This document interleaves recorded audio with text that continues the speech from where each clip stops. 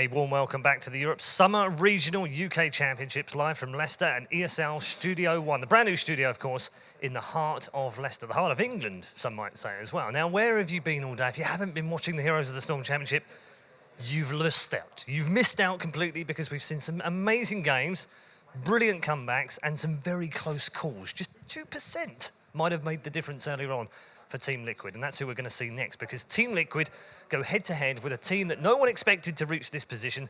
Not only are they casual gaming, they are absolutely pros, because they are on the verge of making it to the semi-finals. Let's find out from them as to whether they get through Team Liquid first. That's the last game of the day, the final game of the day, which means we'll send it downstairs to Kendrick Swish and the boys for one last time. All right, so the ultimate challenge has arrived, at least for today. This is the place and time where we're going to determine who is going to advance and make it out of group stage. There's a lot on the line, a lot at stake. So we've seen great games, we've seen emotional fights, a lot of great stuff coming out from the players here. Guys, who is your... I mean, we do have maybe a clear favorite or not so clear favorite, but who do you think is going to make it after all, and what do the teams need to bring to the table in order to make sure to advance? I think personally that the game so far today kind of went from the result point of view as we expected at the beginning of the day. We already have Mind Sanity through. We were saying like Mind Sanity and Team Liquid would make it. Team Liquid has a shot right now. We always were aware that Casual Logic were the one team that could really cause a bit of a surprise there, and so far they've definitely done that. The Silence Monkeys, on the other hand, with great showing. That last series was intense. We had a lot of good games. I mean, Reda was mentioning the 2% match on Black Hearts, which was of course crazy. But I would say in the last series here, I give it really to the team that is a little bit more experienced. I feel like Team Liquid had definitely a couple of games where they could maybe have made different decisions. They talked a lot about the games they played against Mind Sanity, what the game plan was, what went wrong there. I feel that they have what it takes to advance and to play in tomorrow's games.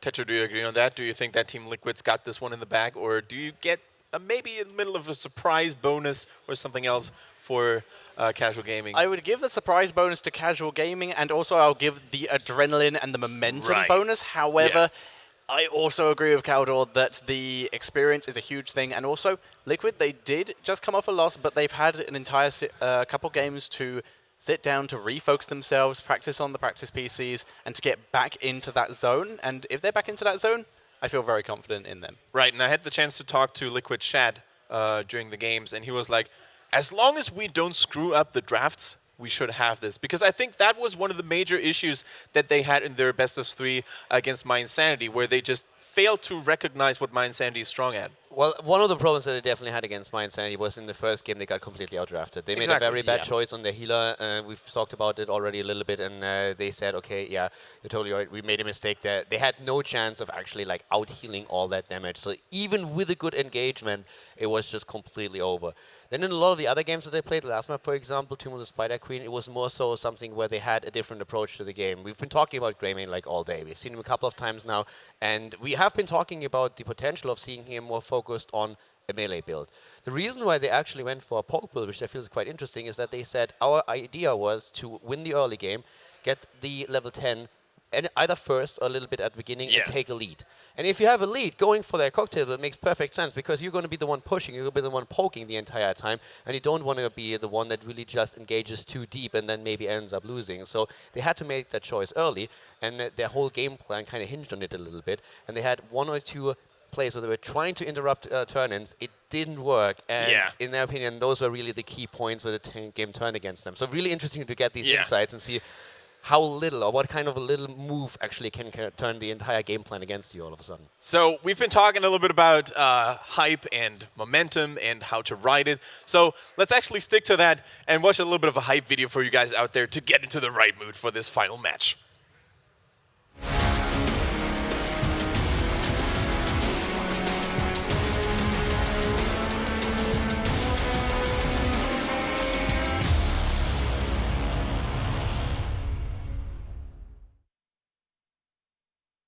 Both teams getting ready. That's a classic Leo from Korea right there. Everything's on the line, but he's just having a good time with the music in his ear. Positive solo cue right there. Yeah, he's always like this positive force in the team, and he's always the guy that even with the Lewis, he's just sitting there saying like, guys, it's all fine, we're not out yet, we still have a chance here. Let's just have some fun. Let's try and focus, concentrate, and just take the next game. Let's not be angry. Let's not make any mistakes because we're like agitated. Let's just focus on the next match, and it's all going to be good. And it's perfect. You need someone like that on your team. It's invaluable. Yeah, we've mentioned how just experienced Team Liquid are, but there are some incredibly experienced players on at this side of casual gaming. Right. Like, me and Cado, the first ever offline event we have cast a good chunk of these players from the side of casual gaming. That's how long they have been around in the scene. Yeah, they have been, or they used to be actually one of the only true contendants or competition for the glorious Team Liquid lineup back in the days when Vortex and Lucifer were still part. Team Paper, never forget. Never forget. That team name. Why Paper? Because paper beats rock. So yeah, it's really cool to see this sort of rejuvenated Team Liquid playing against the older guys from quote unquote, of course, don't take me literally here, but you know, it's a little bit, it has nostalgic elements there as well. However, we must not forget that this game will decide the outcome of one of the teams here, so there's definitely not a lot of friendship, at least for now, between those two. We're going to take a look at the draft here very, very soon. I just heard that Cursed Hollow is going to be the first map of the day, and that is a very interesting one, because it used to be the most played map, but today we haven't seen it once. Yeah, this is absolutely the throwback match. We have loads of players from back in the day and back then. Cursed Hollow, like you said, the most popular map, but has managed to avoid the drafts quite a lot today. We've seen more black cards than we have cursed so far. Yeah, and it's actually also going to have a big impact on the drafts as is. I mean, we have of certain maps just certain heroes that are incredibly important. And on this map, for example, it's also Falsa that we have to watch out for. It's also a map where we have seen quite a few Vikings being played by different teams. So we have seen a bit of Vikings here today, but a lot of teams have practiced with a lot of specialists, and I would expect that Team Liquid is going to show everything right now if they feel that they need to in order to win the series. Absolutely, and as you can see that the lights are turning, we are actually going to go right into this draft. Casual Gaming on the left-hand side will have the first ban of the day. Cursed Hollow, of course, is a very lovely map which features two, you know, prominent boss camps, so they're always a point of contention there. So Falstead, Mighty Gust is something definitely to keep an eye out for.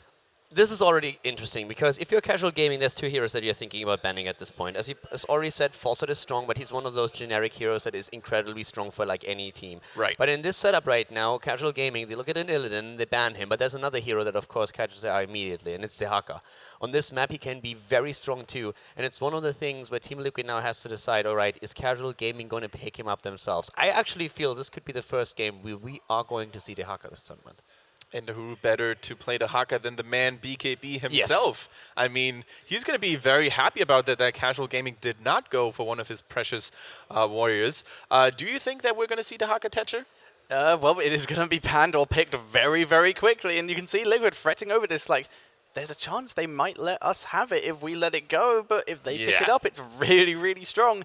So they're just fretting about which one of these heroes they have to ban. There are other options. They could ban the Tyrande, for example. Kael'thas has been very strong throughout the tournament so far. So they have plenty of options here. Keep also in mind that Casual Gaming has been featuring Li Ming in nearly every single one of their drafts as one of the first picks that they went for. So if they don't pick up Li Ming now, they're definitely going to look to pick Li Ming in the next set. So that's something that the Team Liquid knows as well, and they can adjust to that. They banned out ETC, which is always a huge threat, of course. And I kind of like this setup. I feel like we are really starting to a very, very cool first game here. Yeah, picking it away. Team Liquid has to pick up Li Ming now, surely. Just deny it from Nika, just responding kind. You could easily actually use Casual Gaming's own weapons against them by picking Kael'thas and Li Ming immediately up. The issue with that is one of those are heroes that Dehaka works the best against. He's been used in the qualifiers that we cast especially as a sort of counter to Li Ming, to just grab her out of the back lane, just drag her forward to make her easier to kill. You can get a good CC chain, but I like that they go for Li Ming here. I feel like they would have had a couple of other options as well. We've been talking Falsa, we've been talking Kael'thas. Those heroes are incredibly powerful, and I'm pretty sure that Casual Gaming is going to jump at least on one of them. But Team Liquid favoring a very strong front line again, and they decide in Li Ming's favor. I really feel that actually one of the parts why they pick Li Ming now is that they also looked, of course, at the games that were just played and said, like, hey, Casual Gaming is taking that hero every single time, and Nika is incredibly strong, has always the top damage. We have good Li Ming players here. Let's just beat two birds with the stone, like take that right now.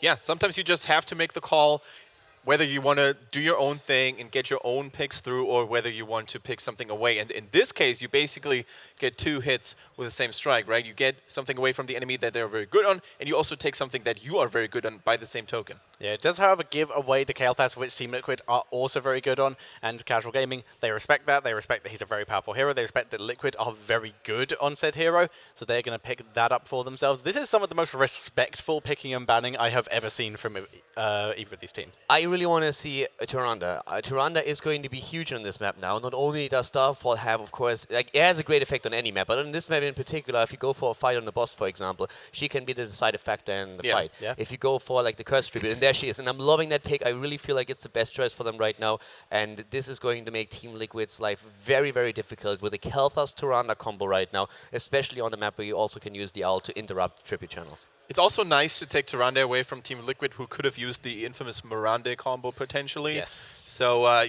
once again, it's a very smart call. Now Team Liquid will have to ban something away from them.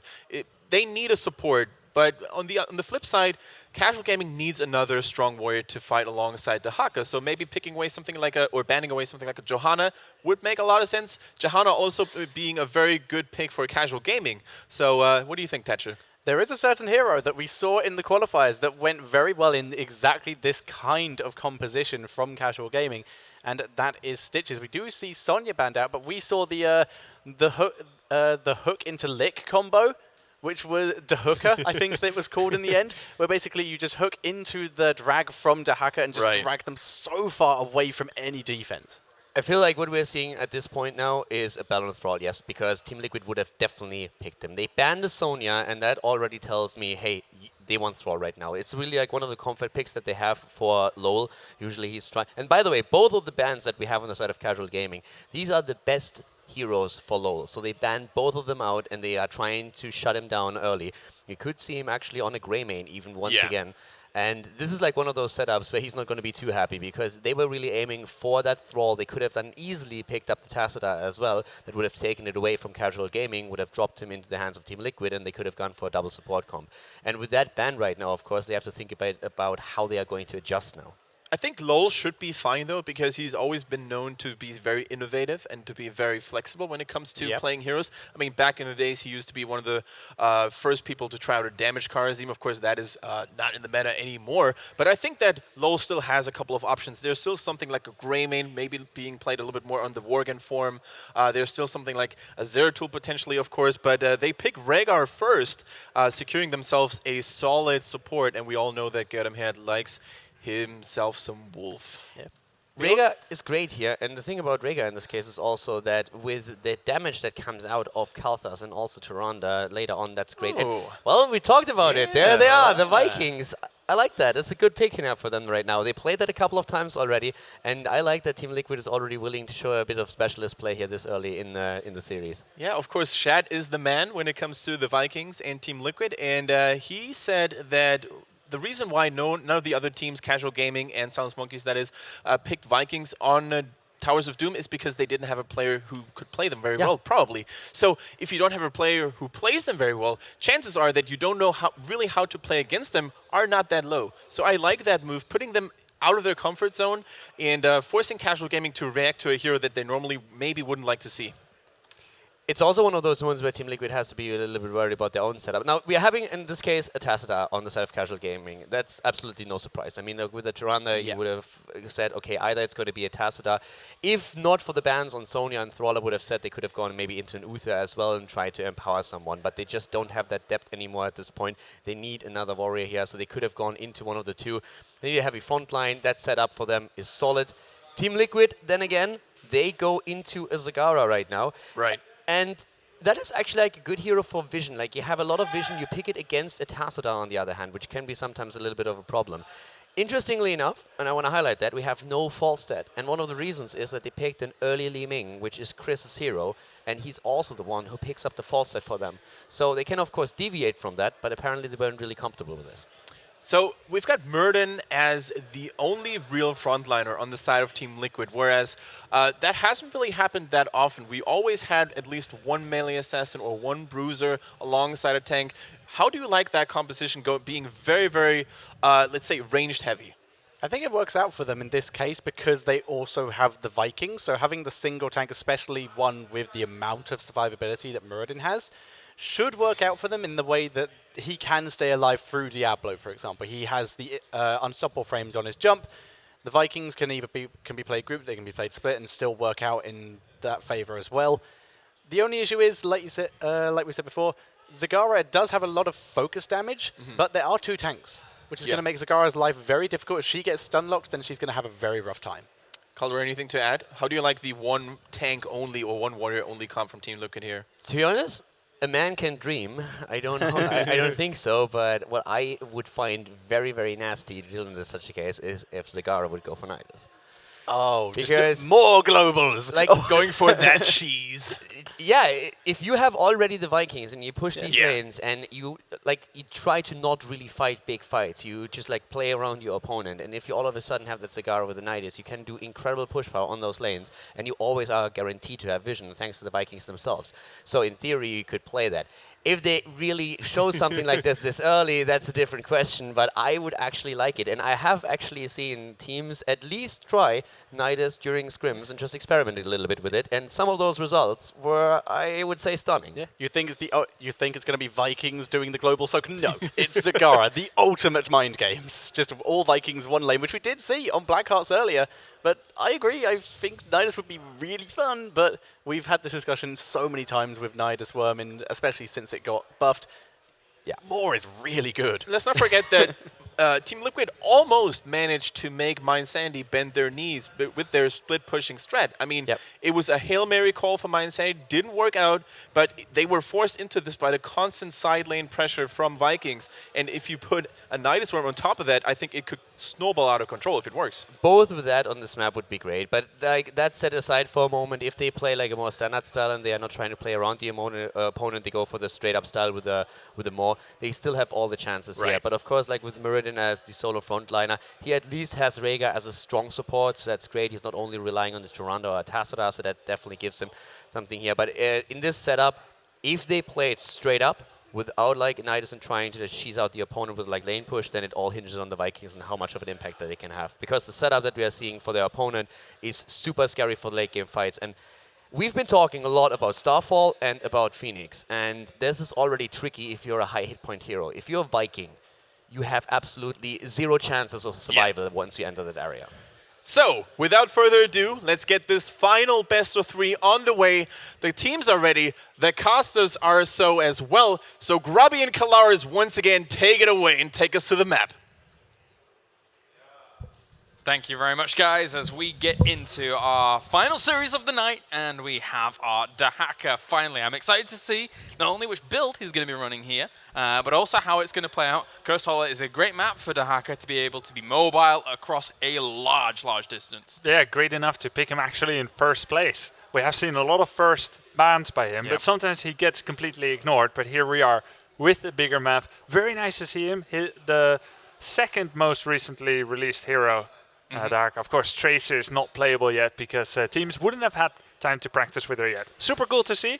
Casual gaming bringing out that Dahaka. Yeah, and as they probably mentioned at the desk as well, you know, I mean, he fits that kind of like bruisery tank role, like alongside another warrior. He is very, very potent here, coupling it with a damage dealing warrior like Diablo with a little bit of sustain as well. If we see lightning breath coming down with a potential force wall behind it and Dahaka causing problems, this will be great. But for now, we do have casual gaming with Nika on Kale Fast, Shihu going to be playing Dahaka, Leo from Korea going to be playing on Tassadar, Kriku on Tyrande, and finally Rizuf on Diablo. And then we have Team Liquid with Shad on the Lost Vikings, Chris on Li Ming, Lowell on Zagara, Gurdam Herd on Rhaegar, and finally BKB playing Muradin. I feel like I've said that about 10 times today. Let's jump on him to Cursed Hollow here. And I wanted to pick your brains a little bit, Grubby, because how do you feel that the composition here for casual gaming looks going up against a Vikings comp? Yeah, I must say, Kalaris, I don't know what the draft guys said about it, but I'm a little bit surprised by the final 2 picks. Now, generally speaking, I've got this rule book of picks when you are against and with Vikings, and double support against Vikings is almost never part of that rule book. Now, I can see how it would work out if things go like rather normally or neutrally, I don't know, but like they don't really have hunters to hunt the Vikings down. So unless Casual takes some kind of early game advantage, the Vikings are gonna be almost untouchable if Shad controls them well. An easy peasy tower early on. The dragon from Shihu on towards Gerdam Herd will not be too successful at all. And this is some of the power early game that Viking provides you. You can get away with this. And with a Li Ming and Zagara in this lane, oh my god, do they have massive pushing power. And of course, a similar thing is happening at the bottom, but Casual Gaming has only been able to take down one tower so far. Oh. There we go. Diablo down. The fort is getting worked on, and yes, we could very well be looking at a 1 minute 10-second fort destruction. That would be pretty brutal. Here comes Kriku to try and slow this down for a moment, but even that stun was not able to land. And because Zagara in this composition that they've got can clear the wave so quickly as well, the minions have been helping out considerably, and that is a fort down. That is the earliest fort I have seen in a long time. But here comes the counter aggression. BKB is probably going to die. He already used Dwarf Toss. Lunar Flare hits him, and there we go. The Living Bomb will take him down. And Lowell probably as well. All right, so very nice to be able to pick up 2 kills there, but they still lost so much in the top lane. Yeah, 4 seconds later than I thought. 1 minute 14 seconds. Fort is down. Still pretty early. Yeah, and I've got to ask, like, on this map, bosses are a very impactful thing. Does this open up even more potential on the top lane here for Team Liquid to have a successful boss if they're able to get it later on? It's a really good question. Of course, if you get that boss and the enemy is predisposed, and Casual Gaming will not be able to go for the boss to start defending it right from the middle of the lane here, then yes, you are right. But if they are able to kite it backwards to their own gate, it will not even do 50% of a gate damage until roughly maybe like level 13 boss. They're really not that scary yet. You've got these strategies, particularly by some solo queuers, and they're like, oh yeah, let's take the boss really early at level 7. It doesn't do that much. All right, well, Team Liquid going to change positions this time and just look to do exactly the same, but now with the Vikings having rotated up towards the top, and they're going to be trying to do that. But at the same time, Easy Camp's been taken in a timely manner here, trying to put pressure back onto that top lane and go for the good old curse at the same time. Unfortunate position of the tribute for Casual Gaming here. It is random, so they would have rather liked it at the southern hemisphere, so that the siege camp provides this, all the way across the map split push. This one is going to be, is going to be easier to defend. Yeah, definitely. They can easily get back to that if needs be. Vikings have been alternated on towards the bottom lane as well. Eric might get caught by Diablo down there, but channeling is on the way, and he takes a little bit of damage, but not too much. I'm just real surprised here that Casual Gaming, once again in the draft, did not pick up Falstad, who is the primary Vikings counter. Oftentimes, someone who wants to pick Vikings early will ban out Falstad. That did not happen, and we saw kind of a risky mid-draft Vikings pick, and then it just went for Diablo and Tassadar. I want to check out as well what we have for Hacker's talents at the moment. He decided not to go with the enhanced agility at level 1, which can offer some bonus speed over the course of time. Instead going for the quicker wave clear, and will probably pick up a mobility talent at level 13. I think the quicker wave clear is extremely important under Hacker. I mean, correct me if I'm wrong, but it's in a very similar vein to things like how you see... Knight takes pawn. Yeah, Knight takes pawn come into effect for Johanna. It's true. Allows him to be soaking and then getting back into those fights nice and quickly. And he is a great soaker. Like, because of Rush Stalker, he is a fantastic soaker.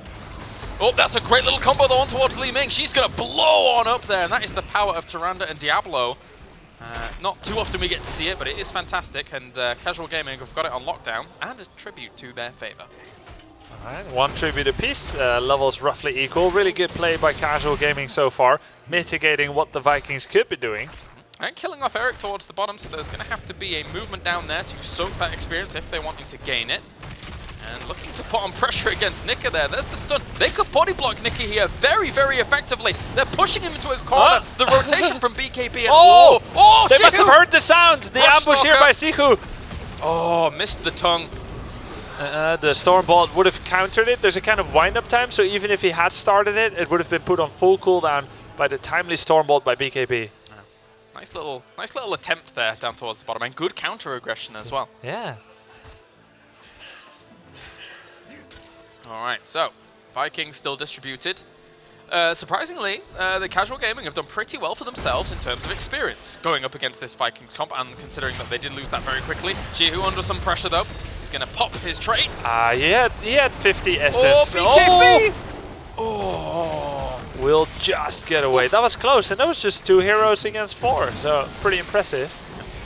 He will base away, but that is important here because now Jihu can still be in the fight very quickly as long as he's got Rush Stalker off cooldown. Whereas Muradin takes a while to get back here. There you go. Jihu's ability to get in there with his Master Skin Dahaka. I love it. Look at it. So I see how it's working out so far for Casual Gaming, using Dahaka instead of Falstad for the global against Vikings. Blow-up potential here, though, from Casual Gaming. They grab Rhaegar and then insta-lock him down with the Lunar Flare. Very nicely done. Rhaegar getting a little bit too close to that tongue there from Dahaka, getting pulled into the stun lock. And interestingly, there was a steal of the Giants over towards this left position here. And sometimes you end up getting in these situations where if you do steal them early on and your Viking isn't in range, and eventually that would start firing away at some of the minions, if it gets in range ever when that tower dies, you actually lose some experience from not being near it. It's a bit weird. Especially on Garden Terror sometimes, if you yes. steal the enemy siege ship, it can be like a net, maybe balance, maybe not even so much of an advantage. It's a bit weird. On Garden Terror specifically, They can kill like 2 waves of minions, which you won't get XP for. Yeah.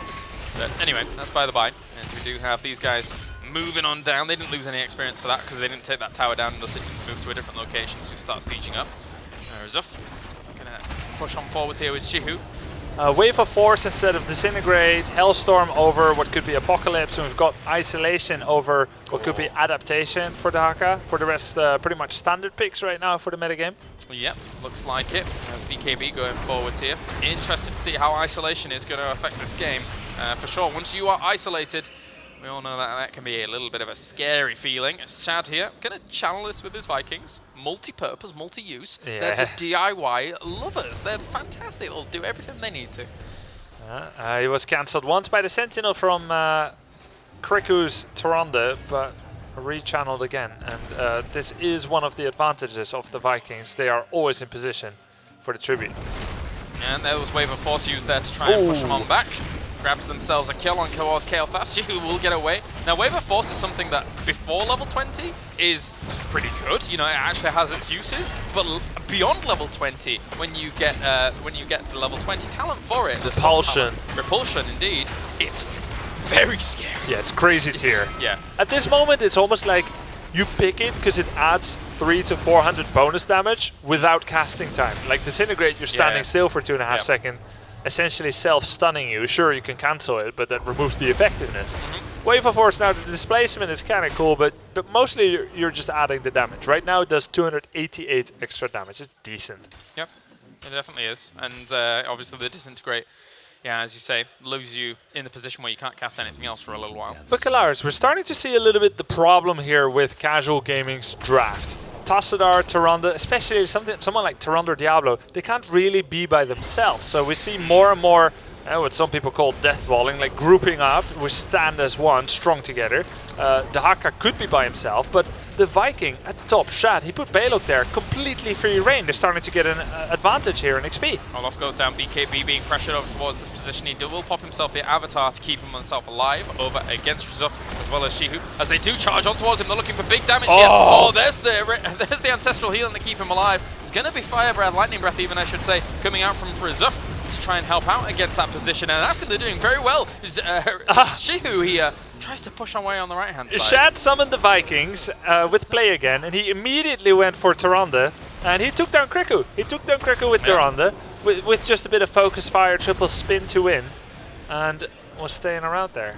And Jihu's going to have to move on away for now, as Viking and Rhaegar even channeling, and that is a curse. Going over to Team Liquid, jump across the wall for an attempt on Nika. Doesn't quite catch him though. So we saw Casual there throwing everything they had at BKB, and that is Muradin's main job, really. Exactly. To constantly sell the story that he's vulnerable, and then he gets saved by Avatar, by a Dwarf Toss, by Ancestral. Even after the Ancestral, he still looked low. So imagine how much damage was done there. I think maybe between 4 to 6,500 damage, all on BKB. I mean, it's by no means to say that sometimes like focusing tanks is the wrong thing, because it It's can not be a wrong very per se. right thing. Right. But yeah, definitely. But I mean, as you say, all of his team was there to support him and allow him to do his job properly, which is the big difference. Yeah, and then the devouring maw, and then the turnaround, as you would expect if you fail to blow up a warrior. And this is where their very early game move now pays dividends. They take this during a curse, of course, but like it allowed them to get it and then put pressure onto their opponent's boss, which is very important as a step on forward during this curse when they have been given such free reign. Right, and I mentioned until level 13 the boss won't do that much with that fort missing and you know, the gate. The gate by now is already down because of the Baylog push. He captured the siege camp during that tribute fight we just witnessed. So this boss is going to do keep damage immediately. Eric goes down. I think he's up towards the top with Baylog Baylog as well. It's okay. Olaf can resummon if he wants to. Yeah, and this boss will do something, just a little bit, but not much. The big story is the bottom boss, which they can't really contest too well at all. DreamHack's around there. He knows it's happening, but there's nothing they can do about it. He could delay it for 2 seconds for his life, but it's not worth it. No. I've seen it being tried a lot. I'm still waiting for the success of such a move. Yep. Unless you're a Tyrael with Holy Ground, unless you're like, it's not really going to work out too well. The old Zeratul. Oh yeah, oh yes. Oh, nightmares. That was fun. Nightmares. So Team Liquid is getting level 16 and they're going to start pushing into the middle. They're basically reducing the sphere of influence of casual gaming, removing all the fountains, all the fallback points, and with Team Liquid still having 6 forts, that really gives them so much freedom of movement.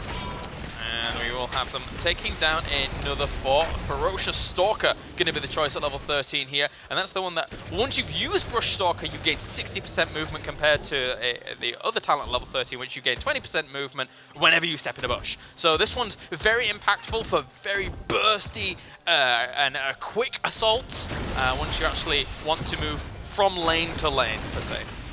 Yeah, the other one kind of has merit as well, 20%, Yep. only if you don't take enhanced agility at level 1, which of course he didn't. So it's particularly cool on a map like Battlefield of Eternity, where you can just kind of pop in and out of smoke screens to get some bonus speed. Yep. Very reminiscent of some of those racing games where if you go over the arrows, you get bonus speed. Oh, Mario Kart! Yeah, oh, that kind of great. thing. So that's pretty cool. All right. So it looks like 16 talents coming in as well. It's going to be full rampage going on for Diablo, so he'll be dishing out quite a bit of damage. In fact, I want to take a look at his numbers quickly, see how much he's doing.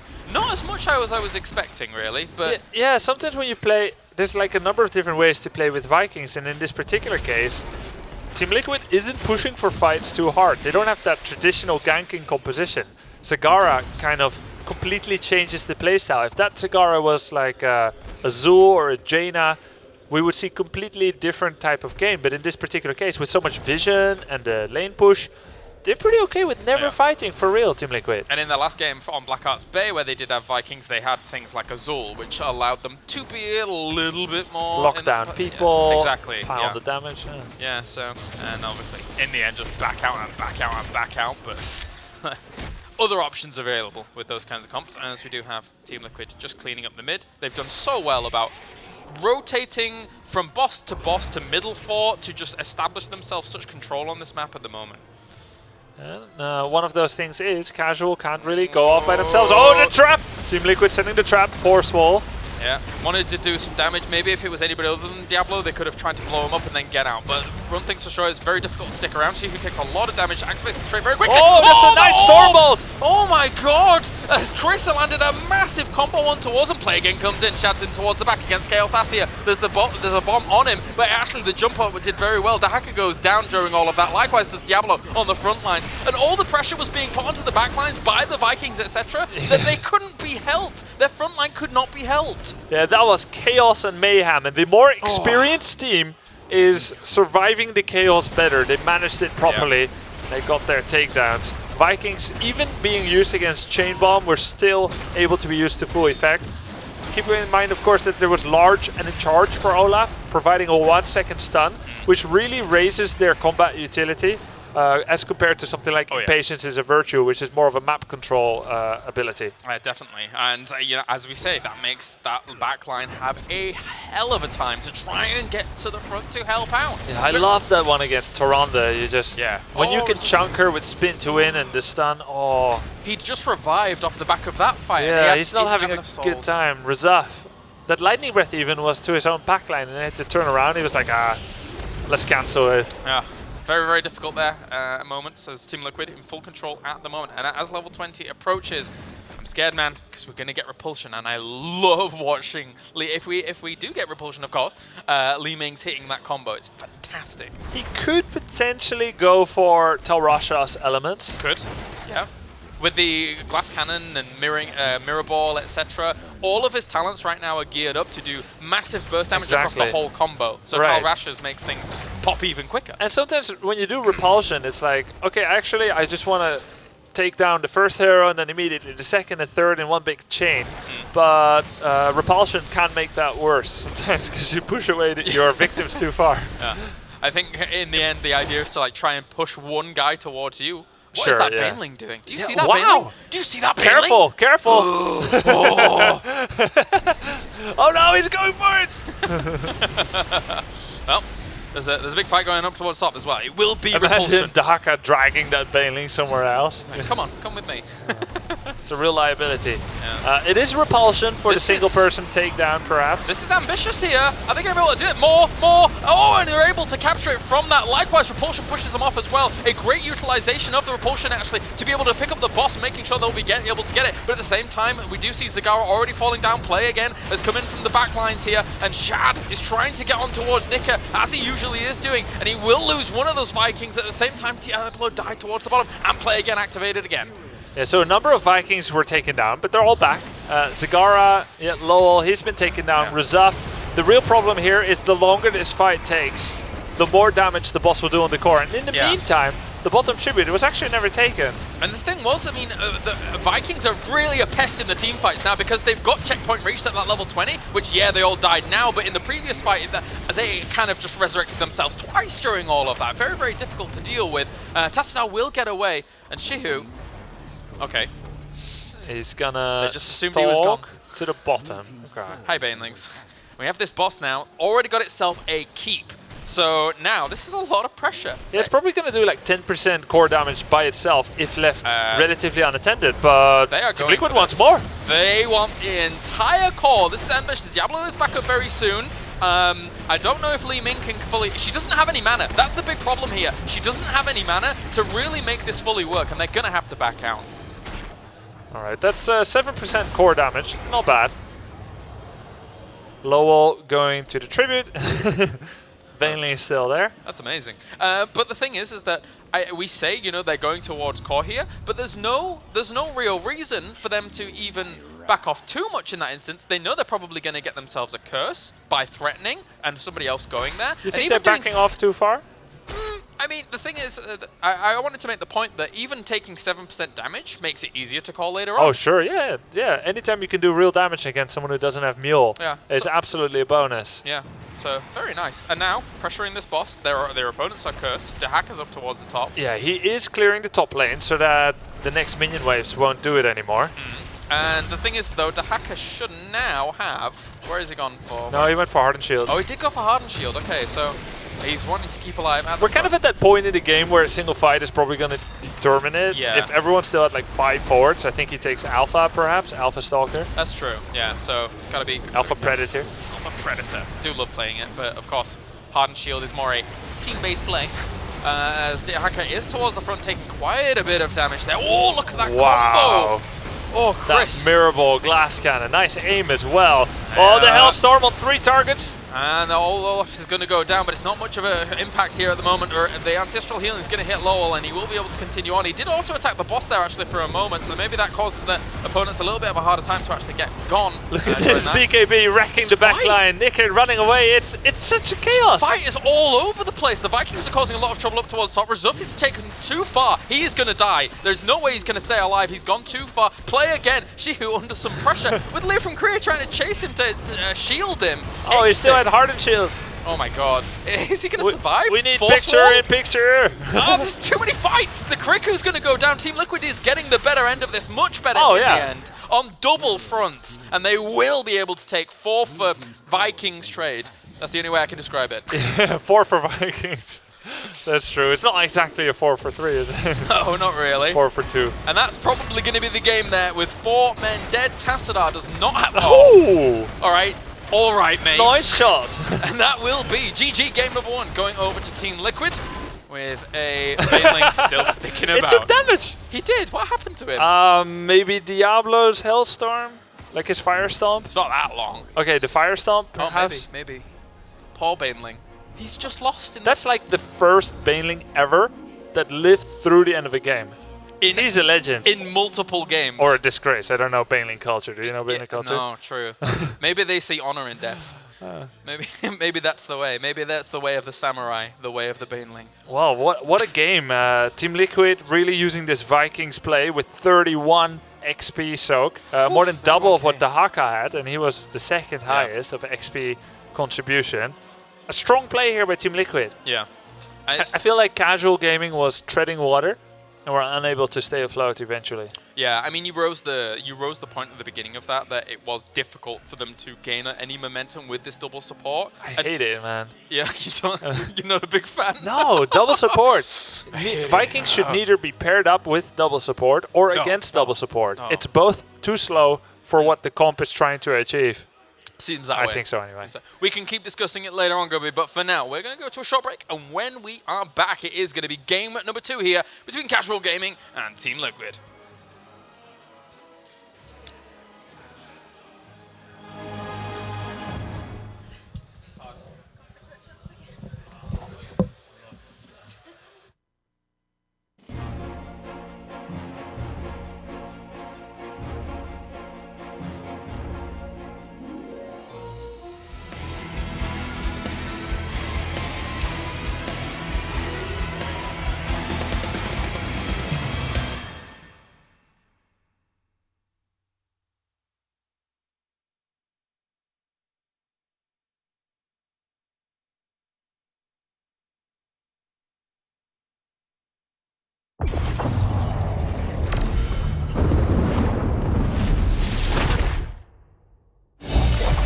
Look out, world!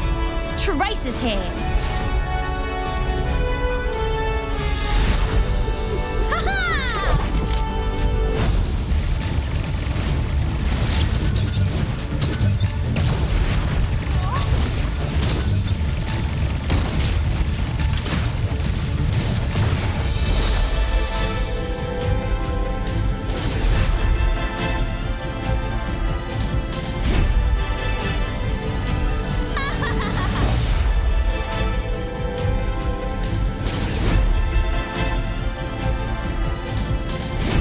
The world could always use more heroes. Woohoo!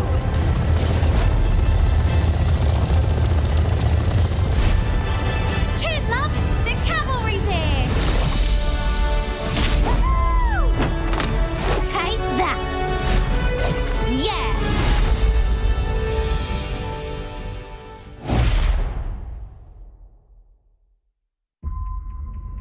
Let's end this thing. Once and for all.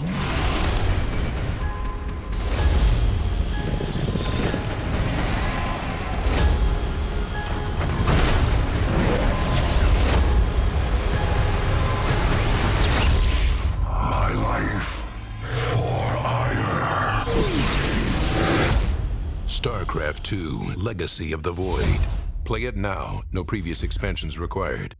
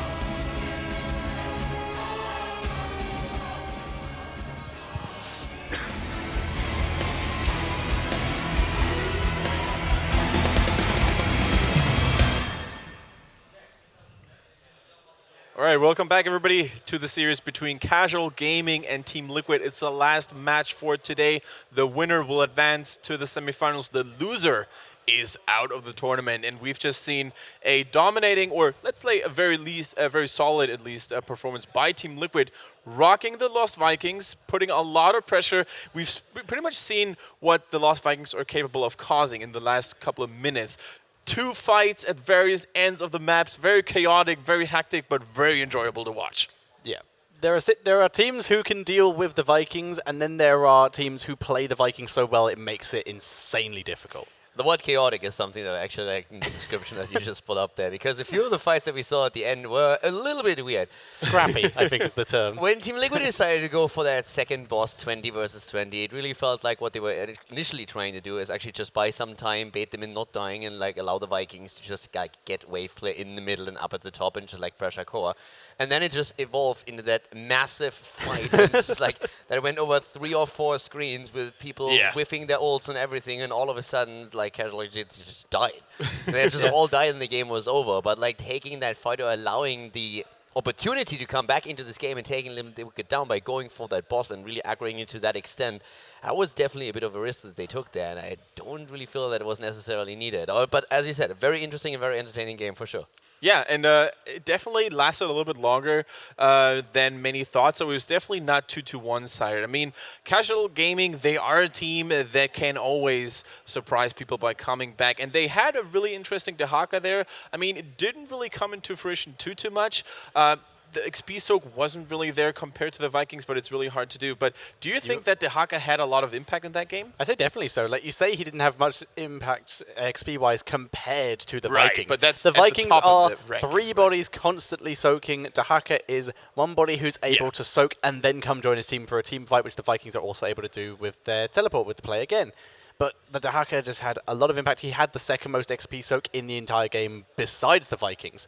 So he did have an impact, it just wasn't enough to really keep them in the game, because for those who haven't noticed, Shad is really, really good on the Vikings. Right. Basically his sense of feeling when he always knows when to join a team fight, when to split push, when to be a nuisance, when to be of aid of his team. So really a very solid performance by Shed. I've just heard that we're going to go into the 2nd draft for this best of 3. The map is going to be Dragonshire. So a little bit of a smaller map. Vikings not always a given, but you've mentioned before that Team Liquid in particular still likes to go for them on this map in particular. Yeah, they played them actually like a few times already on this map, which is extremely interesting, and it just shows once again how much confidence they have in Chad's ability to do that. The problem for teams like Casual Gaming is now that they have seen these games, of course, and even though Team Liquid doesn't play it as a standard strategy, there's always the option that they pull something like this off. I like what we're seeing here on the other hand. Last time they kicked away, this time they're just saying like, Nika, we're really sorry, but you're not going to play Living today anymore. Yeah, Casual Gaming, though, they have decided that, well, if you're going to be rude to us, we're going to be rude to you. Not, once again, not stealing away that DreamHack, instead just banning it. And if we can't use it, if we don't want you to use it, but we can't be bothered. And I was going to say that leaves a lot of the top-tier assassins open and to be picked. Illidan, of course, due to the size of the map, not that recommendable, but KT, the Kalthas, is definitely a force to be reckoned with. Now, Casual Logic Gaming, they seek to respond with a Tyrande. Of course, very versatile hero, also on this narrow map with a lot of choke points, and especially when it comes to dominating shrines, Starfall is just a splendid tool. That too, and of course also if you like take Tyrande, you make sure that Team Liquid doesn't get a chance to pick Tyrande themselves, so that this like death circle of Phoenix plus Starfall is not going to be bonus a damage from Gravity Crush and Hunter's Mark and so on and so forth. Yeah, exactly. You know, like the list goes on, and after like half an hour we're finally done with all of it, but like it does a ton of damage. That's like basically the end of the story. The thing is though that on this map what's very interesting now as a potential pick, I mean there's a lot of course, but Falstad is a hero that is still available that has a global. Oftentimes when you see a team picking Falstad early or DreamHack, then you have at least a bit of counterplay there. That, on the other hand, is not really a hero that I expected this early in the draft. Caters to wave clear, on the other hand, which is great. The wave clear is good. The engage is good. We've seen a lot of falling swords. We've seen a lot of blessed shields. All of them have been used to pretty good effect. And you really want to get rid of Kael'thas in the backline. Johanna's one of the people who can at least create that spearhead to try and push through. But I agree. This early is weird that they think Team Liquid were going to steal it. Like at this point, it really feels a little bit like one of the reasons why they pick a Johanna. I mean, there's two. First of all, you have good wave clear on this map. Wave clear gives you good vision and also a certain control over the shrines, especially once that the forts are gone. But besides that, it's still, in my personal opinion, not a reason to pick Johanna this early because there's other heroes that basically do the same thing but add a little bit more to the overall roster. If you then talk about Falling Sword, on the other hand, then all of a sudden you have an engage tool that you can use, especially if you go for like a double tank combo, which they've already shown, and you can jump that Kel'Thas in the backline, as you already said. Yeah. So I feel that might be something that we're going to see in the series now. Yeah, and Team Liquid, they respond with the Zagara here, of course, one of the most prominent heroes when it comes to dominating lanes, providing vision around the shrine area. We also see a Muradin being picked up. They basically also want to not give the beefiest of front lines to casual gaming, I think, especially if Johanna opted for that Falling Sword. You really need someone to stay a little bit further back, or maybe to follow up, and in that case, Muradin could have actually worked as well. One of the questions is also like, which other tank are you going to take it? The Haka is already banned, Johanna is taken, Muradin is available, you could go into it, Johanna, you could pick that ETC, but let's be honest for a moment, if you pick ETC and your opponent started with 2 heroes that have decent stun and interrupt, is that really going to be the game where you have a huge impact? Probably not, especially since they are also not really in the chance of having a good follow-up stun with the exception of Kel'Thas right now. So going into the Muradin gives you that stun option as well, you have a stun into stun, you have also a really hit point heavy tank. And let's not forget that BKB is really good on Muradin as well. It's like one of his favorite tanks, so that helps you too. Yeah. So, Tetcher, how do you like the picks so far? Anything? Oh, Falstad now being removed. So Yep, that's pretty Uther much as well. no global mobility on either sides. The Haka banned, Falstad banned, Brightwing not really being played at all. Yep. In Europe at least. So, yeah, not much left in terms of mobility. Yeah, last bit of mobility could be, you already mentioned ETC and the fact that the Mosh Pit wouldn't have a huge amount of effect. We have seen Stage Dive being played today. It was quite effective, not so sure about this lineup, but it is one of the globals that is left. The other option would be, we've seen Liquid play the Vikings, it could still be a possibility with running Muradin as the solo tank. I actually don't think so. I think in this case what Team Liquid is going to do, from the way that they've drafted so far, I believe that they are going to try and avoid to put like LoL again on Zagara if they don't really have to. Okay. Because like he's the hero that would have to jump in. When they showed the Vikings, they showed them a bit earlier. I think they hoped for a Thrall, but if they don't get Thrall, they will try to go for Sonya and then round that up with a Rhaegar if they get the opportunity here, especially after the ban on Uther, which is why I believe Casual Gaming is going to try and maybe pick up that healer. So they are going to either go for Tassadar right now, or they're going to go pick the Rhaegar. Yeah, so what do they want to put the priority on is the question. And I agree, Liquid are definitely going to pick up the Sonya and then a healer. Just depends on what is left available to them. And with this right now, for Casual Gaming, is the question, do we deny Rhaegar to our opponents? A team that plays a lot of Tyrande Rhaegar would be My Insanity, for example. They love the combo. They played it already in Katowice. Oh, that solves the problem, I guess. That's also a way to deal with that issue. Yeah, you could just like pick Sonya too. Poor Lowell, he's always the one who's getting target picked away or target banned here. Yeah. That's crazy. So no Thrall. Guys, no I don't want to Sonya, raise your hopes. Double melee plus Tyrande, Artanis. I don't want to raise your hopes here, because it's not going to happen. Yeah, it's not. At least not with this. At least not for Team Liquid. I don't believe so. We are missing currently a hero for LoL. He can jump on Zagara, but the hero that I would expect is either Greymane. That's one of the heroes that he could go for. Yeah. Or he could also, like, if they really want to play that style of game, they go for the Vikings again. Okay, All right, bringing it in. Never change a winning team. I swear that they try to go into either Thrall or Sonya, but now they just say, like, denied. you know what? LOL, are you okay playing Zagara again? He's probably like, do I really have to? It's just like, dude, yeah, you kind of do because, well, what else are you going to play right now? Greymane? Better not. And okay, Yeah, we're going we've to do the had same that thing. before. So Casual, last pick up, Tass, almost definitely just with a leeching plasma, surely. Yeah, I feel they have to. Yeah, he's super powerful, gives vision. Nope, Valor denied. For the very first time Yeah. in this group stage, in Group A today, I mean, Vala has been a very common sight during the qualifiers in some teams, but here in Leicester, we haven't seen her once. I'm not really sure if, I don't know. They did need rage damage, which I guess is the argument against picking Tassadar, so that does make sense. They would have otherwise just been relying just on Tyrande.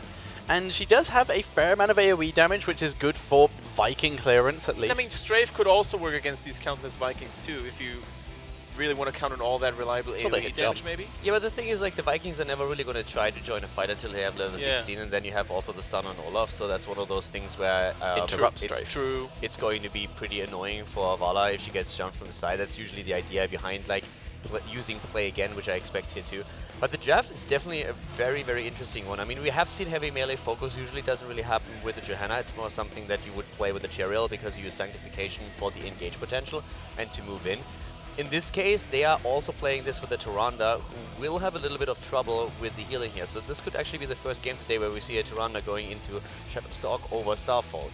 If she doesn't do that, then in the late game, they are going to have a big problem against all that damage output. If it's happening this game. Yeah. But we have seen teams multiple times before just like, we don't need to heal, and just going all in on the damage. And also, I mean, backdraft is now suddenly a possibility for Kalthas as well. We've seen it before. This is like a really heavy front line. So you have quite a few options of what kind of talents you can take on the hero here. And this is a lot of damage spread that we're talking, especially in the later stages. So it's a really risky draft, I feel. And they kind of force Team Liquid into the setup that they have right now. But the problem is I don't really feel that Team Liquid is saying like, oh my god, we have no other choice and it's bad for us. They're like, well, okay, that's fine. We have another draft that we are totally happy to use here. Don't the Vikings have a talent that they can take which would allow them to do percentage damage? To try and just push through the huge front line kind of thing if they were to come in from well, you can kind of do thing? that, but I don't like. That's not really the thing that you want to do in this case. You're trying to set up one of the Vikings up at the side so that you can go for a flank with play again. Yeah, and spin to win. Exactly. So you go in, spin to win, you get the stun in, and that's basically the play. You don't really want to deal with that front line unless you necessarily have to. All right, so we've got two very different team compositions. We've got a full engaged melee comp here for casual gaming. We've got a very Viking cheesy-oriented team comp once again from Team Liquid. We are ready here at the analyst's desk, but what about the castles? Grubby and Kalaris, take it away. Thank you very much, boys. All right, so the Vikings now stand the test of Dragonshire. Not the most common place to see them, but something that can throw a spanner in the works here for not exactly the most conventional lineup on the other side either, to be honest. Yeah, we could see another four-man push maybe early on, a kind of cheese that gets done with the Vikings sometimes. And it starts getting good once the forts are down. Once the front line of forts is down on both sides, Vikings start getting pretty good. The distances increase between the different lanes. So again, I think Vikings are kind of like a mid-game hero that start really getting effective between level 10 and 17.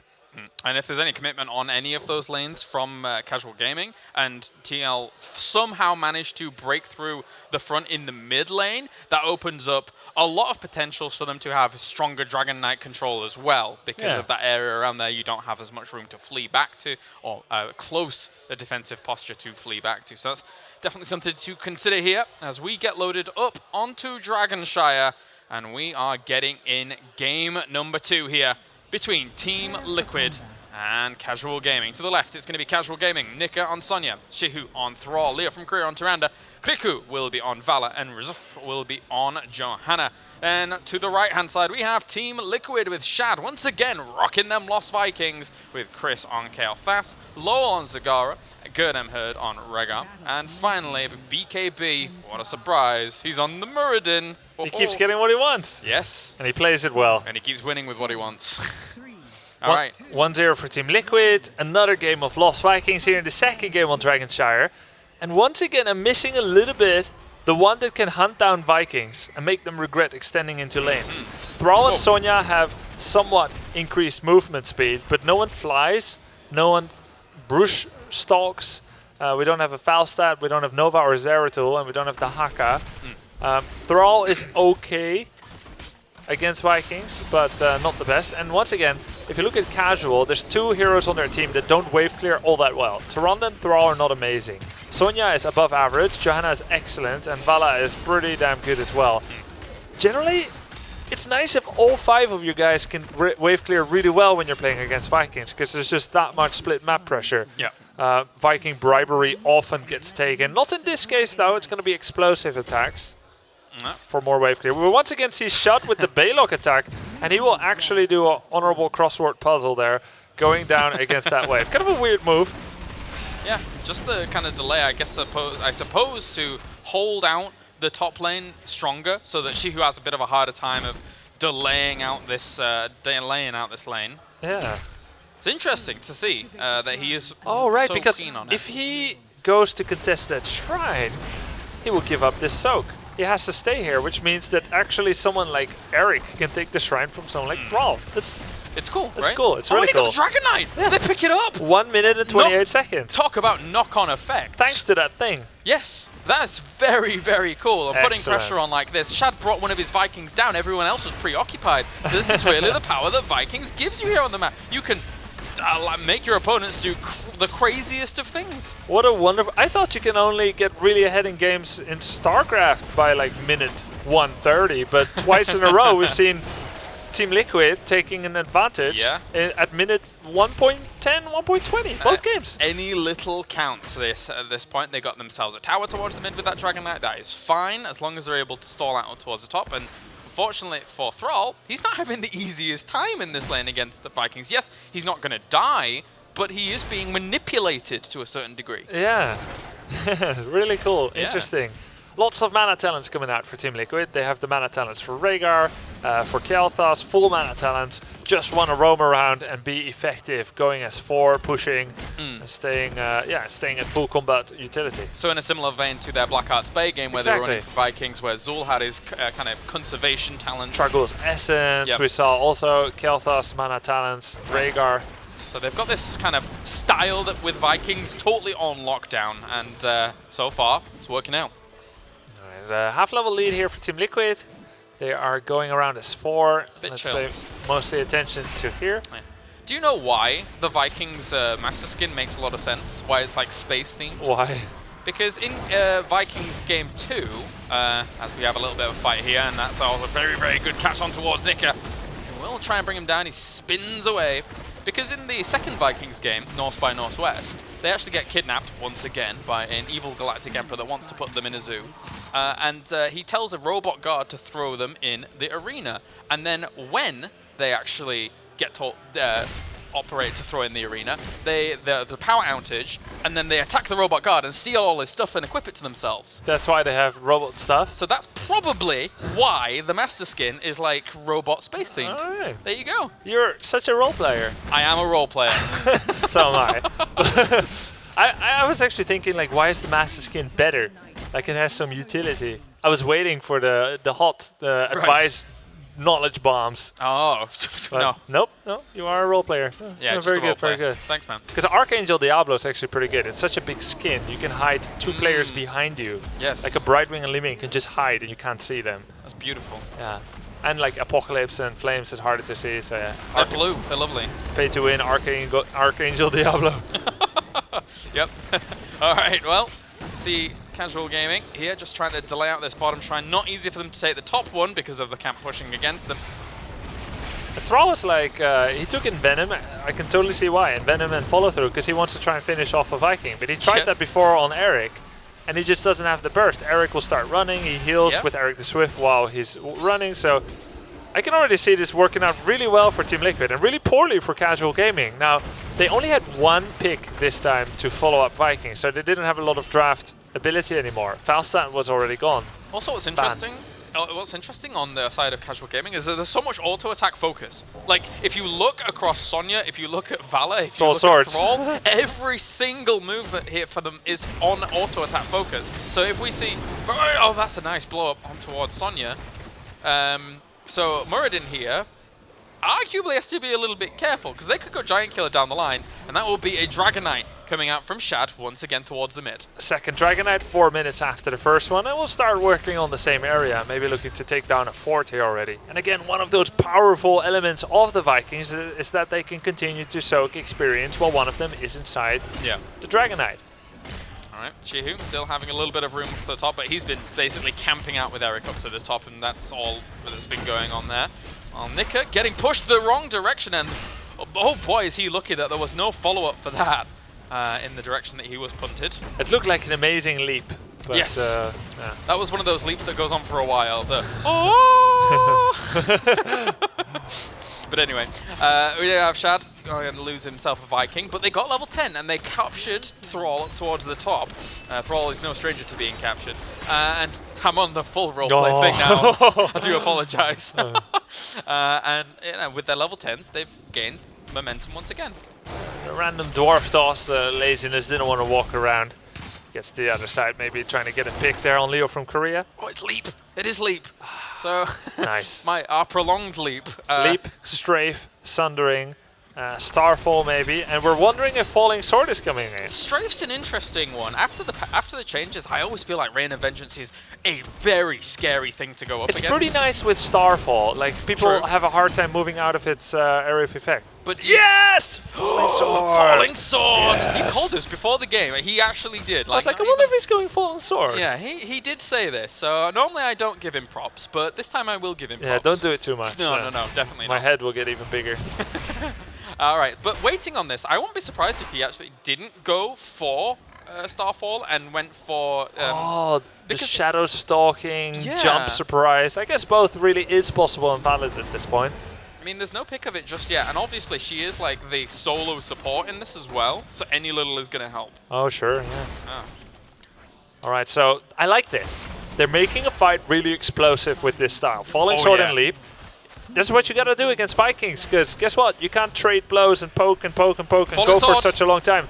Falling sword activated down towards the bottom, going on towards low. Great little more there to be able to Starfall. stop them. And But there's a gate. Yeah.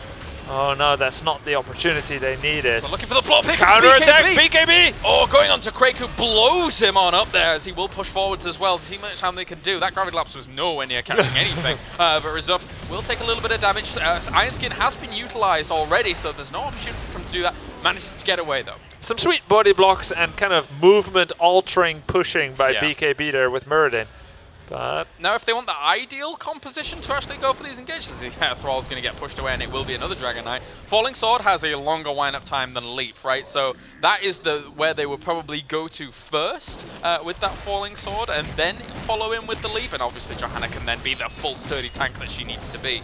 So that's what we're looking for going into the later stages of these fights, I would say. yeah, it is nice to try and make explosive fights, because you can't waste time against Vikings, but the position there was slightly off. That close to the Team Liquid's gate was easy to get away. All heroics are back again. No level 13 yet though, so we need a little bit more patience from casual, and from level 13 onwards they can't really keep fighting a game like this. It's been 8 minutes with 3 Dragon Knights. If that keeps up, by minute, doing some quick math here, 16 the game will be over. Great. With the 5th Dragon Knight. Well, thanks for that. Sometimes they say don't do math on stream, but you did it very quickly, so it's fine. Shad's going to pressure this one, and he will probably lose Olaf here, unless something crazy happens. There we go. Gets poked to oblivion, and we have those level 13 talents coming in. Burning Rage for Johanna. I like that little adaptation. Oh yeah, full damage. Yeah. Let's go. Exactly. And that's what they got to do. We see a group up here. Casual's ready. Team Liquid. Will they be able to repel this oncoming onslaught? Well, Johanna has learnt a new move. Oh. It's called the moonwalk. If you don't move, they can't see you approaching. Exactly. So basically, that's going to be the leap on forwards as well as the falling sword to pick up Chris. And he goes down as we see also BKB in a very precarious spot. He's going to have to do some shifty dancing to get out of this one. Yeah, he's not even going to waste Avatar for that one. No. 2 members of Casual Gaming forgot to use their heroic on that single takedown. And no Starfall and Strafe. Thanks, Grubby. Well, it's still worth it. Like, you get 2 takedowns, the cooldowns will come back, right? Eventually. That's true. Well, and Abelo actually got the fort up towards the top during all of that. And he will get killed off, but again, a fort for the 2 kills is not so bad. Play again. Oh. Kriku has to get out of there. It's actually scary when the go gets going and the spin to win and the attempt on the body blocks! Oh, what? Oh, what? Shad! No way! Shad! Oh! Brilliant stuff The by play Shad. of the match. The play of the match, and one would say play again, hopefully. Soon, Shad is going to take damage from these Vikings, losing them all. Is it worth it? 0.75 versus 1? Well, yeah, it's all right. Vala killed a Viking, and then he resummoned. So it's 1 them. for 1? It's 1 for 1/3. Okay. So that was still a good move for Vala. Yeah. Plus, none of the Vikings are soaking right now, and Vala died first, so it was absolutely worth it for Vala. Still, really cool move. It was cool, though. I didn't think he could do it. I really enjoyed it. Yeah. I would watch again. 10 out of 10. Play again. That's hopefully.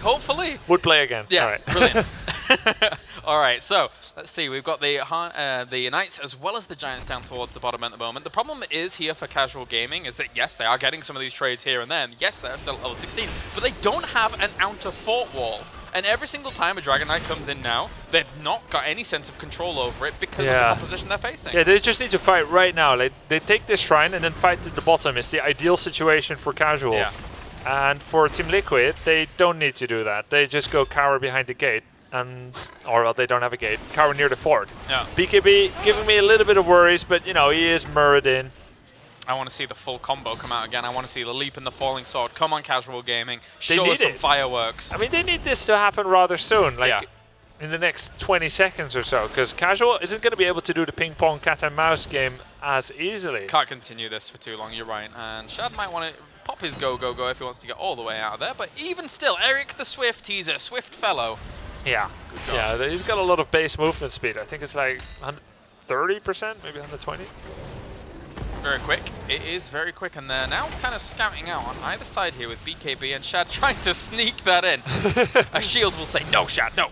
Yeah, but like when you play Vikings, absolutely you bait out basic abilities. Looking there we go. They know that Sonya's up towards the top. This is a 4v4 at the moment. Siku! Going forward. Oh, the ball! Oh, that's brilliant. it. Siku is going to die on Thrall. And the falling sword didn't do anything, and that was not impactful at all. And that is a 3 for 0, all because they saw Sonya up towards the top. That was so important, and they take that perfect timed fight by Team Liquid. Yeah, exactly. There was almost no risk.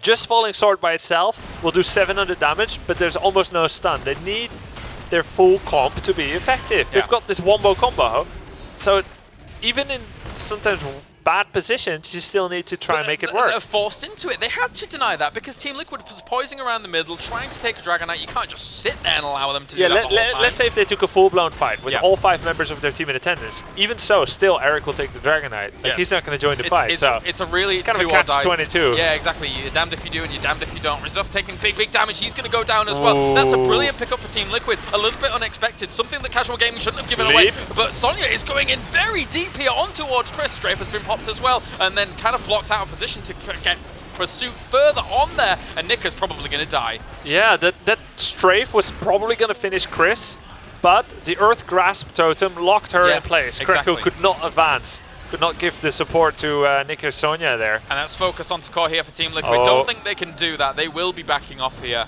with the amount of time that they had. Prioritized Lunar Flare on towards Zagara, maybe for a follow-up, but couldn't get it. And Thrall, so far out of spot. He did not want to use his Sundering to get away and pays the ultimate price, the Iron price. The Iron price. I think he was looking for a flank during all of that, and as such, like once the retreat had occurred, obviously can't really get that flank, has to run away and got caught out. And just think of how that actually happened. He was standing in the bush, and you would think that he can make a beeline for his own gate with Wind Fury, use Sundering if he must, and it's totally a safe thing to do. But BKB jumped into that little N-shaped bush, I guess, and suddenly cut off Thrall's retreat. Very unfortunate there for Siku, and a lot of chain deaths. Everyone came back, Johanna dies, Rezuv, then Siku. Yeah, it's not the easiest, and they need to regroup and somehow forge a plan, but once again, we're going to get to this point where I'm not sure of the solution here at the moment for casual gaming. Yeah, I mean, you don't even have enough damage anymore when you've got the Wombo combo, level 18 versus 20. It's just not enough. Unless we see some huge blunder by Team Liquid, where Zagara is like, let's Bolt of the Storm in and miss my Devouring Maul. And we could see that happening soon. And the thing is, there's 20 here, we have checkpoint reach, so they can come in very quickly. There's the Falling Sword once again, as well as the Sundering. And that's big damage. This is opportunity here. 2, 3. Oh my god. Oh, there it is. Damage. There it is. Get out. There's going to be the play again onto the left-hand side, maybe to try and bring more of these Vikings back. But I don't think that even that's going to matter. They will come back into the fray, but it's free experience. Casual Gaming picks up a fantastic fight. Oh, Casual doing the near impossible. We were just about writing them off, saying that it isn't there, but they got the beautiful Falling Sword and Leap on Kel'Thas, on Zagara, and on Rhaegar, taking down 3 so rapidly. Perfectly timed. I'm sat here, I'm like, I'm not sure what they can do. Casual Gaming's like, we'll show you what we can do, and that was great. And we've seen this before. My Insanity was in a similar situation against Team Liquid on Tomb of the Spider Queen, 17 v 14. Yeah. And it was my insanity that made a small blunder there and made the equalizer. And now looking at the level 20 talents here, penetrating bolts from Valor and another picker. BKB though. I think you want to leave. There will be a Thrall on his way, and he's going to blink forwards here. BKB B-stepping, and the Dwarf Toss. Rewind Dwarf Toss with the falling sword and the stun on penetrating bolt. Got both of them. Good God. BKB, you play with my heart. Yeah. First Dragon Knight is going to be captured for Casual Gaming here. Will it be the first one and the last? Probably not, because Sonya died. Going back to the wave there, allowing it to fully clean up and get good to go. So we have Vengeance coming out from Valor. It will be Storm Shield, Celestial Wrath. So that's very important for that Starfall coming out as well for Tyrande here to gain. The AoE damage potential is massive. That alone could turn them around this game if Team Liquid overextends into these positions. Yeah. They have a lot of damage going with Celestial Wrath. Does push it to 100-second cooldown, but 30% extra damage, and you don't even have to get out of position to cast it. It's global.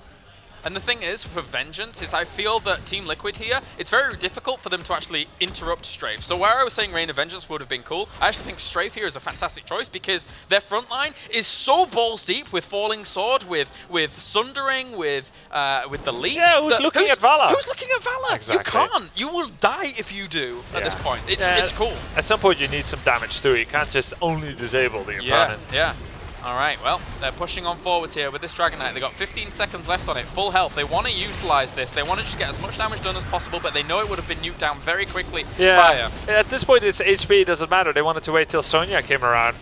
Maybe wait a little bit too long because it's still got pretty good health. I feel it was a little bit underutilized, that one, for the timing that we had available to it, but it's by the by. They're still alive here at the moment, our Casual Gaming, with two keeps, I should say. Now, Casual Gaming is doing a very good job clearing creep tumors. This is key if their primary goal, which is coming up, is to take a surprise fight. They would love to do that. Team Liquid needs to play rather carefully. Yes. They've got Balog pushing top, Shad, he's putting pressure on these towers. And I think another thing to point out is that Team Liquid is playing this carefully because they're probably just not used to playing against this style. This is not something that is very common. Leap and Falling Sword coming in. I would consider it a waste of time if they did 20 scrims. Can you guys take Falling Sword? Exactly. Like it's a fringe situation that you just can't dedicate that much time to it. Yeah. So they're probably less practiced against this than CG are. Chris with is dancing. Kael'thas, he's got the moves. Oh, Kael'thas was dancing over towards the hard cap. Oh yeah, they look pretty good. Just waiting for it. Just waiting for the bruisers. Yeah, that's fine. Why on earth not? And now he's going to base for that slither of mana. And also to defend bot. That's probably helpful too. Oh yeah, without going potentially out of position through one of the brushes. Yeah, whilst the Vikings are also doing the push. Smart push here by Casual Gaming. They don't really have anything that says that they can do this, but there's something that says that they must do this. Yes, oh, very much Time so. pressure. Yeah. So they're taking a roughly neutral fight. They do have double camp. They're pulling down. They're pulling out as soon as these camps are It's a down. great point that you make, though, because still we have to emphasize the point that there is still a huge timer above Casual Gaming's head. If they keep delaying, as Team Liquid did over towards that keep, then those two Vikings alone on the other lanes will keep pushing them down and eventually take down those keeps, potentially even onto the core. Look, it's half shield of half of the shield is gone right now. Yeah. So if that persists, if they stay there for another 15 seconds, that's 5% core damage maybe. Yeah, from those middle catapults. And now we have these shrines on the way. And that timer becomes a bigger timer. Oh, he's got to use Sundering, maybe. A Falling Sword from Razuf to try and take this fight as quickly as possible. And the Thrall actually delayed out the Dragon Knight towards the middle. That was very good by him. But at that same time, it means that this is going to be a 4v4 fight here. Nika taking a lot of damage. BKB jumping forwards here. They've crafted this composition well. Also the play again in the back, trying to catch out some of these members. And we will see Sonya already fall. But Vikings come in once again. Play again. Kraku. And will they be able to bring him down while all of that's going on? Looks like Kraku's going to fall. Yes, he will. That's big damage going on to Thrall as well. Starfall never got used? No, that's a UI bug. Okay, yeah, so... Alright, yeah, this entire fight was without Thrall because of the pressure of those double lasers. Yes, and that is it. And that's the win condition. The timer above their head became Damocles' sword, and it wasn't the Falling Sword, my friend. This one was above Casual Gaming, and that will be game here. They can march on towards core, and it looks like Team Liquid will be moving on 2-0. But what an effort that we saw from Casual Gaming in this game. Got to give them props for their effort. That here. one fight, 18 versus 20, that's the stuff of legend. Like making a fight like that work is a fringe situation. And Team Liquid does it! A 2-0 victory. What is expected of them? Using Vikings twice in a row. Yeah. To great effect. What a joy that game was to cast. What a joy. You've got such a compelling storyline here and this tension where you know the timing has to be used by Casual Gaming. They've got to go fast, which is very different from some of the ones where it's like, okay, both of us don't really have any reason to attack, so let's just not. Exactly. And Vikings across these maps, especially on Dragonshire just then, made the objectives far more valuable in the way they were being controlled. The shrines were being controlled, and then every single time that little Eric, he's a fast guy, he comes along to the middle, he's like and he grabs go, get the Dragonite. Yeah, and he grabs it, man. And if he doesn't grab it, the thrall, anything committing to the top shrine or trying to deny, really cool stuff coming out from Team Liquid as they advance on. Let's head over to the analysis desk to see what they think about those fantastic games. What a game. What an ending. I mean, BKB on the Murden, that was my personal highlight, living the thug life. He just styled on him. That was so good. He literally used everything he had, the rewind, the double dwarf toss, the Stormbolt hitting people when they needed to. Yeah. There were so many cool moments in that game. It was a real pleasure to watch, not to mention the Viking shenanigans 24/7. We had a crazy engaged comp, pretty much a comp I've never seen like that before in a very, not even sure if I've ever seen one like that. I mean, it was really one of those comps where you say, like, all right, it's now all or nothing. Right. Like, we go in and we have to really blow them up. We have a one more combo and either it works and we go down in a blaze of glory or we will actually win this and bring it to a third map. Yeah, definitely. I mean, they were trying to look for that lucky punch to bring that KO to Team Liquid. It almost worked, yeah. I mean, it worked once, exactly, when they got the KT. So definitely a very solid try and a really valiant effort for the casual gamers. I actually think that in that last fight, Team Liquid also got a bit overconfident. I mean, you lead by 3 levels. You're in a scenario where you basically have everything. I was talking to Bloomy during most of the game, and we were looking at the composition that was being played, in which it said, like, all right, in this setup that is currently being run, in the late game, Team Liquid is going to completely wreck them. What they have to do is they have to dominate early, they have to win the early game, they have to make sure that they get a bit of a lead there that they can carry. And the exact opposite happened. They lost Dragonite after Dragonite, the Vikings gave them huge problems in the early game, and then once you walk towards the level 20, you could tell on Kalthas on 13 already what he wants to pick. He wants to go into Living Bomb galore. And once he had that, I feel Team Liquid really thought, all right, this game is set. And we actually already stood up. We were like, all right, there's the fight. Everything started to explode. And we're like, all right, this is good. Like, this is it. Yeah. We were on the same page as Team Liquid, and they were a bit too confident in that game too. And all of a sudden, it's this one moment that the casuals needed, and bam, turns everything around.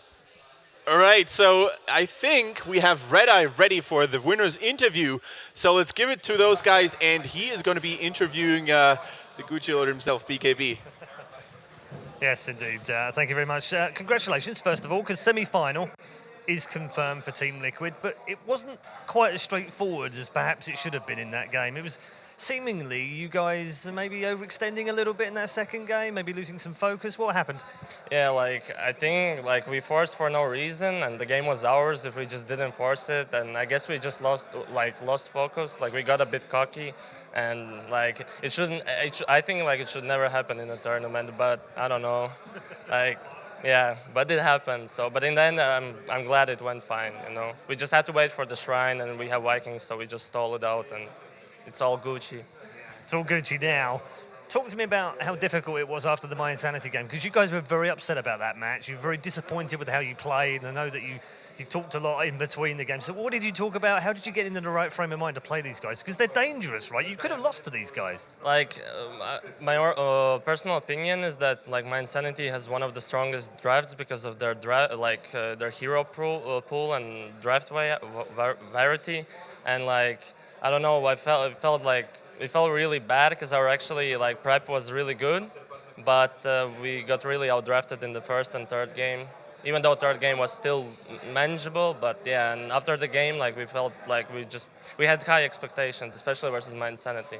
So it really kind of hit us a bit, and we got a bit down in the mood. But yeah, now it's fine. We got in semis, and like we're just gonna prep tomorrow a bit like more specific, and I think it should be fine. I'm confident in my team, like, and they're good players. Absolutely.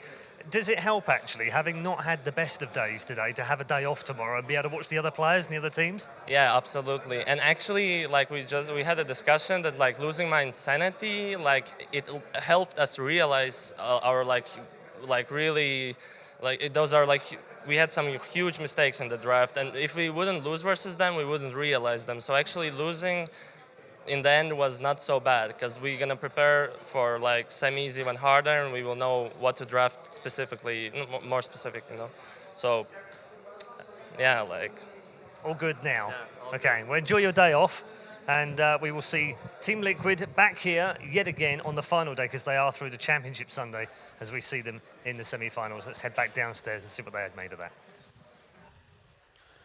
Yeah, I think it's a really nice thing that BKB mentioned. I mean, we've also mentioned it before, that you learn from your mistakes. And if you analyze them carefully, if you know what draft mistakes you should not repeat, and if you know how in the late game you should maybe not be so careless against potential core rushes and stuff, then you're going to become stronger and you're going to be better than before. Yeah, couldn't agree more. They learn every single time, and that is the mark of a really good team. Learn from every mistake you make and just attempt to not repeat it and just keep improving. Yeah. I agree with it. I mean, at this point, I've talked to Team Liquid quite a bit about the drafts that they had earlier and a few of the things that they maybe like misjudged a little bit. And I really like what BKB said there, that it helped them realize what exactly those mistakes are and that they're going to work on them. And this is actually something that, especially after the globals that we had in Korea, a lot of the teams said, like, we have to work on our drafting. Yeah. And that has been a constant theme. And it's kind of funny also that he talked a little bit about my insanity, because like the one thing that we've been echoing throughout the entire tournament so far is just like the variety that they have. And if you remember Katowice, a lot of people said like, yeah, one trick pony. They have that. They have that double support, and you take that away from them, and that's it. It was like double support and Cho'Gall, and that's what anyone talks about and ever. They kind of showed that, yeah, they love double support. They're incredibly strong with it. But if you take it away from them, there's like 10 other things that they have prepared, and you're just like in for even more trouble. Yeah, there's no denying that my insanity is just more than double support. It's also individual classes, great drafting. But we now have the whole bracket ready after the entire group stage today. So let's take a look at the bracket together. For Group A, there's been a lot of things going on. My insanity, of course, performing really, really well, beating Team Liquid there in the first one. And then, of course, if we take a look at the lower bracket, we see that Casual Gaming has made it all the way through, but then in a very valiant last effort didn't make it against Team Liquid. And so once again, we have the big names kind of as expected, making their way all the way to the semifinals. Would you have expected like that? I mean, probably yes, right? I think these are the teams that a lot of people did predict to go through, and the bracket went about as a lot of people as expected, but I don't think a lot of people expected some of these games to go the way they did, or even to be as close as they were. 2%. 2%. The level 23 to 23. We've had so many close games. You could ask a lot of different people what is their favorite game from today, and you will get a different answer from most of them.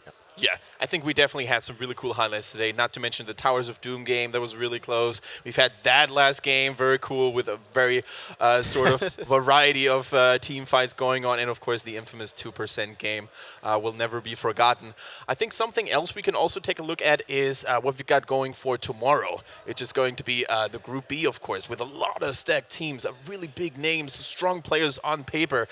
Just take a look at those glorious names. That is going to be absolutely crazy. I mean, Dignitas versus Sandwich Monkeys is arguably the one series where you would say, okay, there's a huge favorite there. Dignitas, of course, the Sandwich Monkeys, they are definitely in a very tough group, the group of death. But, I mean, it starts with that second game, and from that point on, I mean, no matter who advances there, this bracket is going to be absolutely insane. It's going to be a pleasure to watch and cast. Yeah. There's no easy path through this bracket. You have to fight tooth and nail from finish to end if you want to meet up with My Insanity and Liquid tomorrow, on Sunday. And also, one of the things, I mean, we talk about the Sandwich Monkeys, right? We're looking at this and we're saying, like, yeah, of course, they're a little bit outmatched here. All of the other teams, they're so incredibly strong. And then you think for a moment ADRD. And the one thing that comes to mind is, like, massive amounts of cheese. And they can play a very stable setup, but they have shown all kinds of crazy stuff. And if you, for one moment, you don't pay attention, you are going to be in a world of pain. I mean, they played against Fnatic in one of the qualifiers, an Asmodine composition on Towers of Doom, and it nearly worked. And after the game, like, I talked to Fnatic, and they said, like, this was the most annoying, most horrible game that we've played in months. And you just misstep once, and you lose it. And we know that he has some stuff prepared, so that can blindside you. That's exactly what this group is all about. We've got the reigning European champions, Team Dignitas. You can never allow any mistakes against them. You have the sleeping giant Fnatic, who on paper looks really, really strong, but they are hungry and they want to get their title in 2016 under their belt. But then you also have Na'Vi, who are on the rise after a little bit of a phase of disappointment, right? Yeah, and Na'Vi are looking so strong. Like, although this is the exact story we had going into Katowice, where we went in and were like, Na'Vi, everyone's saying they're really strong. This time, though, we have a lot of the teams behind them who say that Na'Vi are looking good this time. Yeah, not only that, we also have a few teams that are saying, yes, Dignitas is the team that you need to beat, but Dignitas is also a little bit on tilt right now. Because they didn't really have the qualifiers that they were expecting. They qualified for DreamHack Tour for the second regional final, but it was not really that smooth sailing that they were hoping for. So a lot of the teams have been saying, like, they are a bit on edge right now. If everything goes well for them, they win their first few games and go into Sunday's matches with like a very clean victory in the group, then that's one thing. If suddenly they start to struggle tomorrow, that might be one of those things that just like tips them over. Yeah, let's not forget about the rough start in Katowice too, though. I mean, they lost the first one against Mind Sandy. Everybody was like, what is going on with Team Dignitas here? Are they actually in the decline? And then they came back in glorious fashion. It's been a tradition for Dignitas, actually, for a very long time across multiple tournaments. They sort of left it for a bit and then came back to lose their first game in a series or lose their first match in a tournament and then come back and like win almost all their matches from there. Bit of a tradition. We, like you said, saw it in Tours qualifiers. They actually didn't lose it, but they had a bit of an iffy game, like you said. And yeah, they were able to qualify, but not in the way they expected. If I would have to make a statement about tomorrow's games, I would say, in my personal opinion, I mean, it's really tricky. We have at least like 3 teams where you can say, okay, it's a toss-up. It's definitely like who is on like a better shape that day. I would say Dignitas makes it through. That's my personal point. I really believe that it's true that they have currently a bit of an issue where you could tilt them if you play it right, but like I feel they are going to make it through. For me personally, it's really who is going to take it here, because like Fnatic has been very, very strong, and they have taken Na'Vi apart in that first tournament qualifier. It wasn't even close. Like, that was a match where Alex and his boys got slapped around the entire game. And they were tilted after that. They were really mad. And if Alex is mad, then not only does his team bleed, but you know he's changing things. And they came in the second one. They played amazingly well. And Fnatic has shown a lot of weaknesses at offline events. So I'm super curious to see which Na'Vi we're going to see here and which Fnatic we're going to see here. And that's going to be just beautiful to see how they're going to go through the most group. So from all the things we just said, there's definitely one thing that is we can be sure of, that tomorrow is going to be one hell of a day for Heroes of the Storm. So make sure, guys, to tune back in around 10:30 CEST here in Leicester at the UK studios for the ESL. I'm really excited. My name is Dedrick Fish. And it was my pleasure to introduce to you to this very cool event here at the Group A. And tomorrow we're going to be back with Group B and a lot of decent teams and a lot of good action. So thank you, everybody, for watching. Hope to see you guys tomorrow, and take care.